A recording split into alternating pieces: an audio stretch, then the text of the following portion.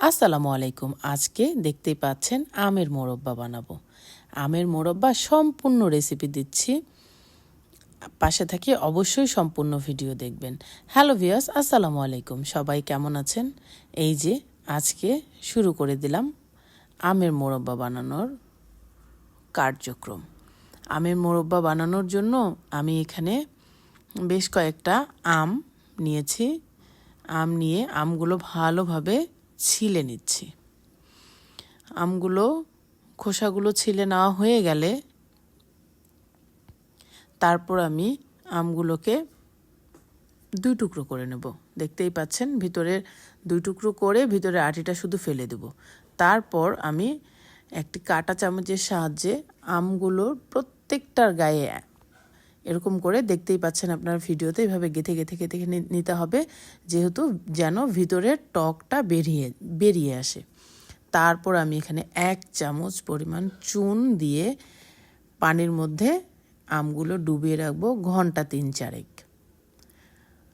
একটু গর্ত গামলার মধ্যে নিতে হবে যেন আমগুলো সম্পূর্ণভাবে ডুবে থাকে। তারপর আমি 4-5 বার ভালোভাবে ধুয়ে একটা কড়াইতে নিয়ে নিলাম। আমগুলো ভালোভাবে খেয়াল রাখতে হবে যেন ভালোভাবে ধোয়া হয়। চুনের পানিটা যেন আমের মধ্যে একটু বিন্দু পরিমাণ না থাকে।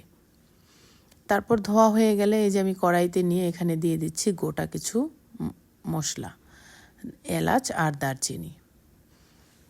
তারপরে দিয়ে দেব চিনি। আমি এখানে 1 কেজি পরিমাণ চিনি পরিমাণ করে দেওয়ার জন্য আমি পলিথিনটা নিয়েছি।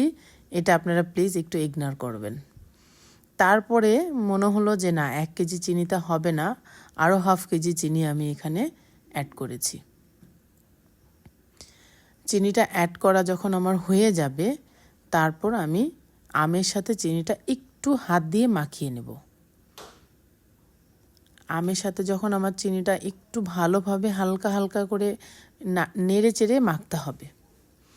একেবারে খুবই সহজ এই আমের মোরব্বা বানানো, যদি আপনি প্রসেসটা জানা থাকে। প্রসেসটা জানা থাকলে খুবই সহজে আপনি আমের মোরব্বাটা বানাতে পারবেন ঘরে বসেই। এই যে দেখতেই পাচ্ছেন আমি হাতে হালকা করে মাখিয়ে নিচ্ছি। তারপর এখানে অ্যাড করব আমি 1 কাপ পরিমাণ পানি। পানিটা অ্যাড করার পর আমি এখানে অল্প একটু আদা আর রসুন বাটা অ্যাড করব। আদা রসুনটা বাটাটা পেস্টটা দেওয়ার পরে আমি ভালোভাবে মাখিয়ে নেব। আর পানিটা দেওয়ার পরে চিনিটা একটু গলে আসবে, ওগুলো ভালোভাবে আমের সাথে মাখাতে হবে। আমার 80% কাজ এইখানেই, মানে চুলার দেওয়ার আগে 80% কাজ হয়ে যাবে। চুলায় দেওয়ার পর আর কোনো তেমন কাজ থাকবে না, খালি দেখতে হবে যে নিচে লেগে না যাচ্ছে। এই যে আমি চুলায় দিয়ে দিয়েছি। আমি যেহেতু মাটির চুলায় করেছি মজা হওয়ার জন্য, দিয়ে আমি জালটা খুবই হাই হিটে রেখেছিলাম। তারপর 1 ঘন্টার মতো লেগেছিল আমার মোরব্বাটা হতে। তো দেখতেই পাচ্ছেন আমার মোরব্বা হচ্ছে। বাট মাশাল্লাহ, মোরব্বাটা খেতে এত মজা হয়েছিল, দেখতেও মাশাল্লাহ অনেক সুন্দর হয়েছিল। তো আমার রেসিপি দেখে যার যার মোরব্বা বানানো জানা নেই, অবশ্যই বাসায় ট্রাই করবেন।